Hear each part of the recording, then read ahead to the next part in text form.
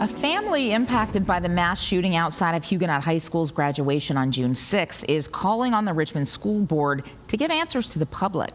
Our Tyler Lane joins us live to break down the latest on a third-party investigation into the shooting and why those results may not be released anytime soon. Tyler?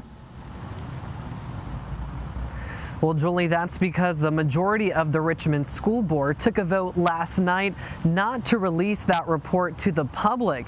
Now, one Huguenot parent who was here the day of the shooting says it was a devastating outcome. She says her family was left traumatized after that day and that in order for them to get healing, they need answers.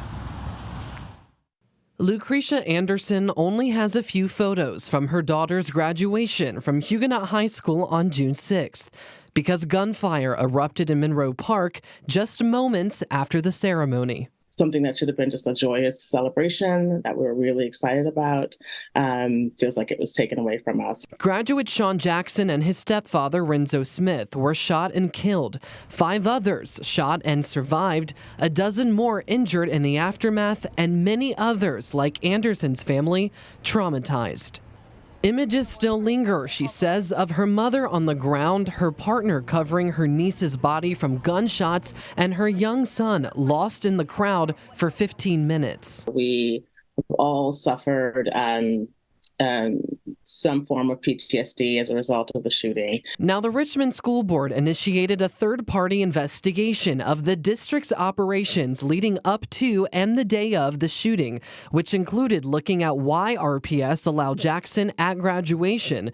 He was a homebound student, partly due to the threat of neighborhood violence, according to emails that we obtained. However, the board voted Monday night not to release that report to the public. My family deserves to have this information. I believe all the families who were impacted by this event deserve to have this information.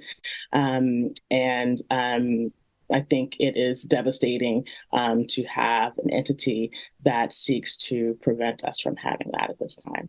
2 board members supported releasing the report, saying doing so would enhance transparency to the public, increase accountability of the district, and give answers to those impacted by the tragedy.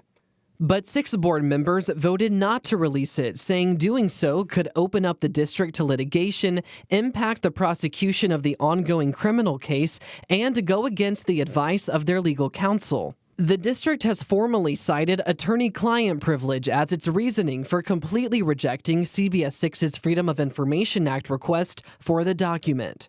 And as soon as you start saying, no, you can't see any of it, suspicions are going to be raised. FOIA expert Megan Ryan says more and more public bodies have been using attorney-client privilege to withhold external reports, but she says precedent was set by the Virginia Supreme Court stating that the exemption should be used specifically for legal advice, litigation strategy, and other related issues. There's just very little to support that an entire report, an entire investigation would be exempt under any one exemption. Meanwhile, CBS 6 legal analyst Todd Stone says certain information from the report could taint a jury pool or affect the defendant's right to a fair trial. I can understand a delay until after the criminal case is over because it could adversely impact the criminal case,